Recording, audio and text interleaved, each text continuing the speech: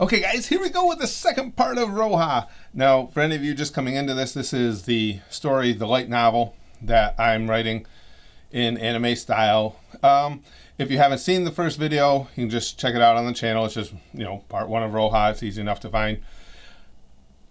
Where we are right now, Kurtis had sensed the something out into the jungle while the kids were playing the kickball game. He's gone and gotten Rauha and Gilly to go with him so they can go investigate. It's nighttime now.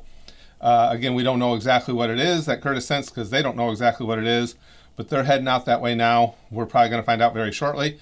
The other thing real quick before we go on, and also the picture behind me, this picture that you saw me come in on, this was drawn by one of our gang at the channel. It was drawn by Manuel Kim.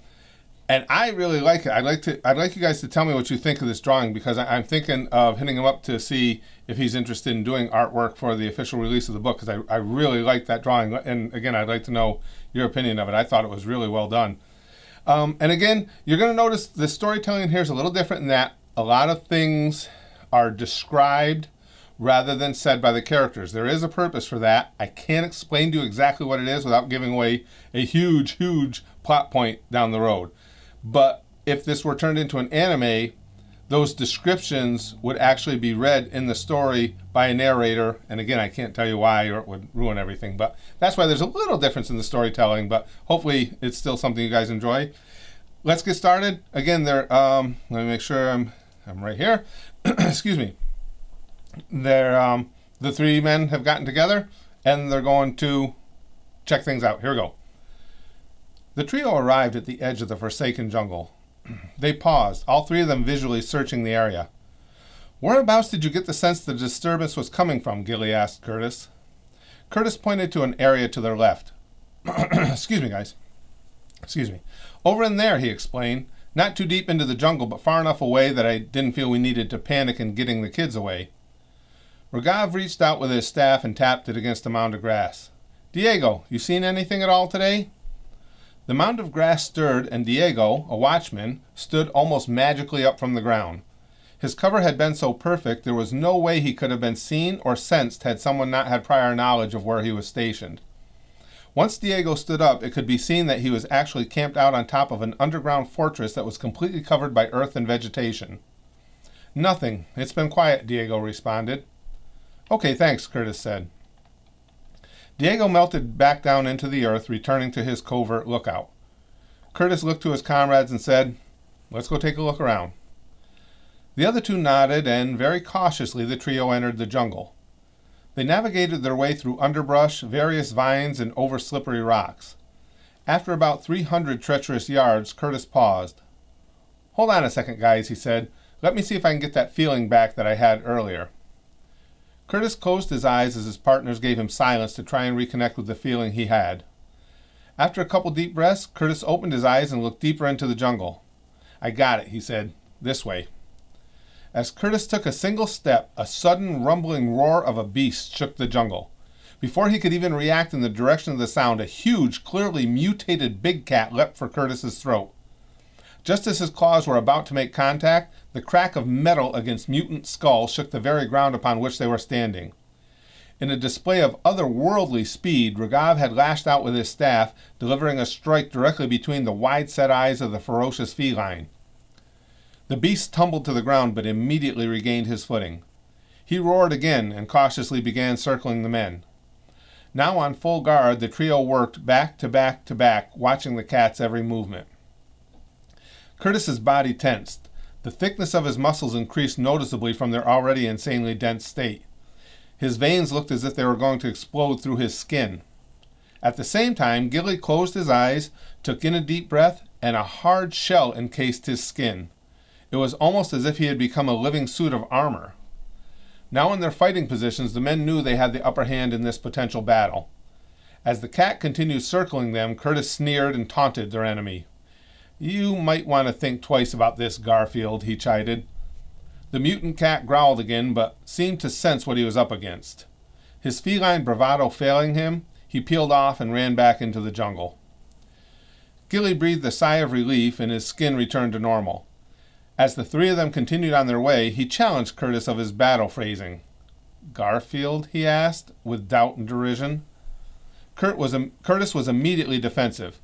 "Yeah, Garfield. You guys remember those comic books we found that had survived the war? Garfield was a cat, remember? He liked lasagna and hated Mondays," he explained. "He was a fat, lazy house cat. That was an awesome insult to that mutant we just met." "And you think that big cat knew who Garfield was?" Rauha asked incredulously.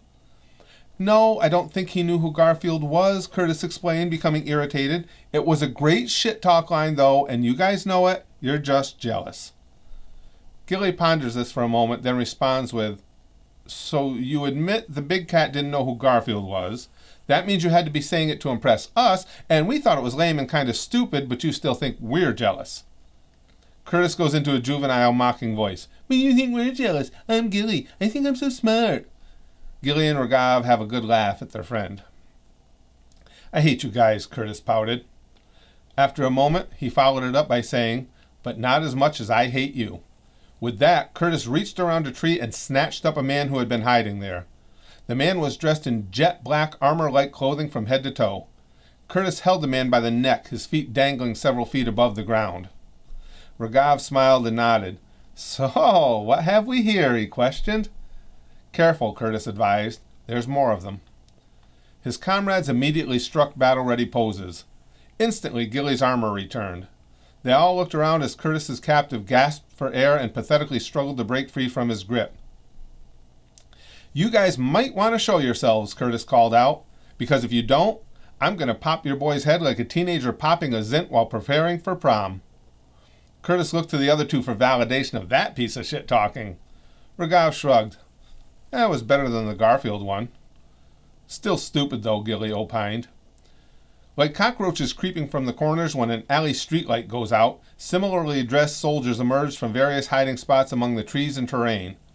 Kurtis took a quick inventory and figured there were about 25 to 30 of them. One of the larger black-clad soldiers took a step away from the others and towards the hometown trio. "Release him," he commanded. Kurtis, Gilly, and Rauha were unmoved and unimpressed by the Dark Team leader's commanding tone. "Yeah, I don't think so," Kurtis explained. "Not yet. Who the hell are you guys, and why are you creeping around out here?" With great pride in his voice, the leader proclaimed, "We are the Black Temple Guard, and we demand the release of our comrade." Kurtis and the boys were not the type to be impressed or intimidated by much. They looked to each other, seemingly somewhat amused. "Black Temple Guard?" Gilly began. "Please don't tell me there's a society that has brought back boy bands." This thought terrified Rauha. "If they start dancing and harmonizing, we're killing them all," he proclaimed. "Absolutely," Kurtis agreed. "Enough!" the enraged BTG leader roared.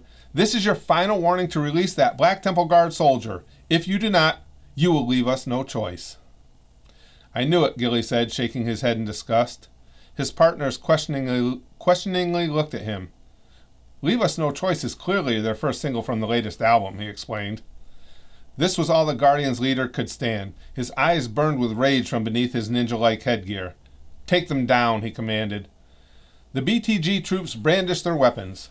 They were carrying various metal-forged items such as swords, hammers, and spiked maces. As a unit, they began moving in on the three defenders of Rauha. What the army, boy band, or whatever the black-clad crew were didn't understand, however, was exactly what they were up against.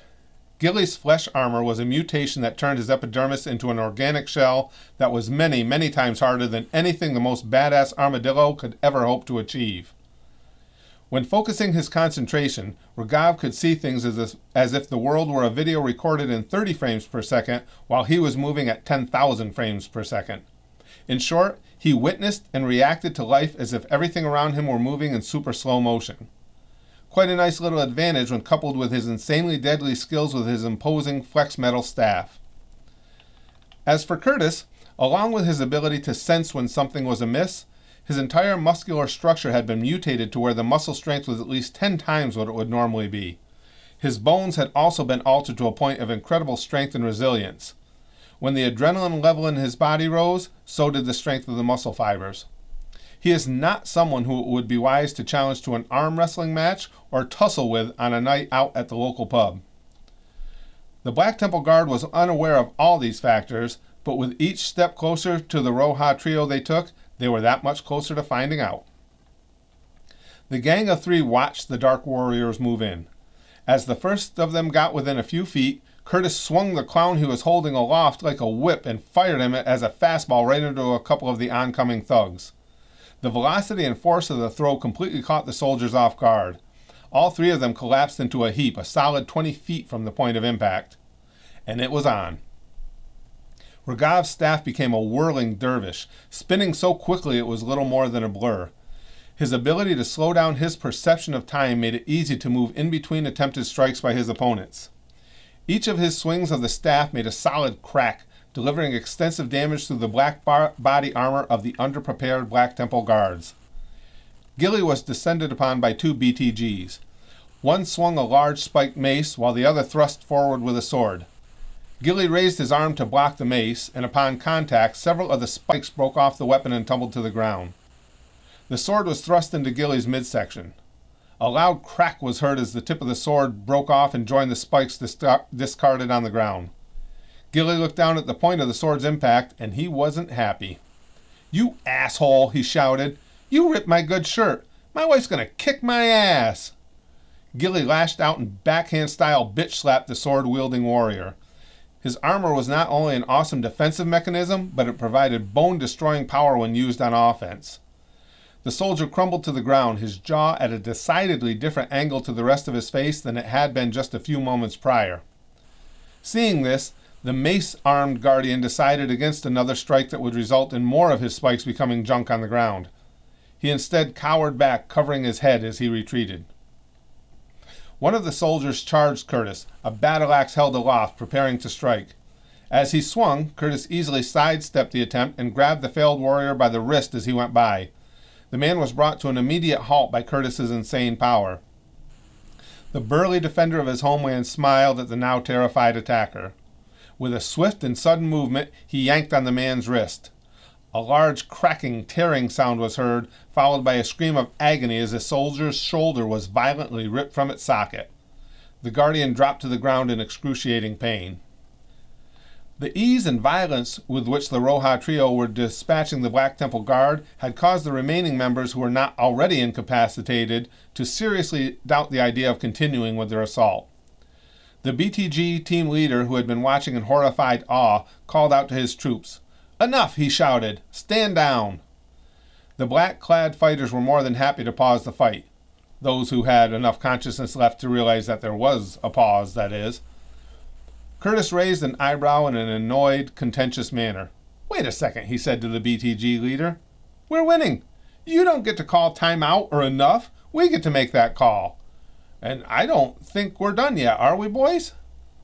"I'm good for more," Gilly chimed in. "Yeah, I was just getting loosened up," Ragav concurred. Kurtis took a step towards the leader. The BTG boss looked scared, then reached inside his armor and pulled out a gun. He pointed it at Kurtis. "Stay back," he commanded. "I said stand down." The eyes of all three fighters of Rauha grew wide with surprise. "A gun?" Kurtis cried out with anger and incredulousness. Faster than any normal eye could follow, Ragav lashed out with his staff and knocked the gun away from the guardian leader, shattering the man's hand in the process. The gun landed at Kurtis's feet. The BTG leader shouted in pain and went to his knees, clutching his destroyed hand. Kurtis reached down and picked up the gun. "You have got to be kidding me," he bellowed. Rage in his eyes, the massive Rauhanian snapped the weapon in half. "The only thing the cultures of the New World have ever agreed on completely is that no one should ever possess guns again," he shouted, staring down at the BTG boss. Pain still searing through his hand, the leader looked up at Kurtis. "You didn't really think people would stick to that, did you?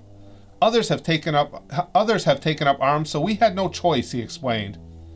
Kurtis reached down and yanked him up off the ground, holding him face to face. "You're lying," he accused. "I'm not," the guardian leader responded. "It's not a lot of other tribes and nations, but there have definitely been cases of some finding or creating guns." Kurtis, Gilly, and Ragav were all disturbed by this news. "Even if this is true," Ragav said, "it doesn't explain why you brought a weapon here, or why you're here at all."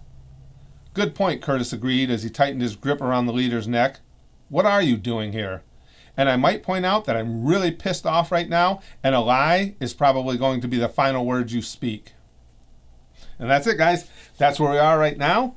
Hopefully you're enjoying this. The Black Temple Guard, so far, haven't, posed too much of a threat to our boys, but as I'm sure you're contemplating, this is probably not the last we're going to see of them. But moving forward, we're going to find out pretty much everything you want to know about Rauha, because the next day is the anniversary of when Rauha was founded. And every year on that anniversary, it's a national holiday. The kids don't go to school or anything.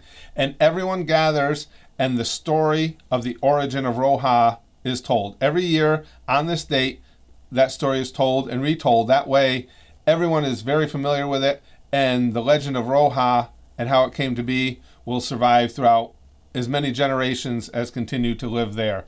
So there's a lot more coming up. Hopefully you guys enjoyed this. Please let me know in the comment section what you think. What I'll do is, as I get this first arc done, when I know it's getting close to being finished, I'll stop making these videos for a little while so I'm not spoiling the ending for any of you who are going to want to get the book when I actually make the book of the first arc. And then sometime after the book is out, I'll make videos again, catching you guys back up. But I don't want to spoil it for those who want to read it themselves. But that's where we stand right now. Let me know what you think. Let me know what you think of the artwork. I just love getting your feedback on all this. And as soon as there's another good hunk of it done, I'll come back and read it for you again. I'll talk to you guys soon. See you in Rauha.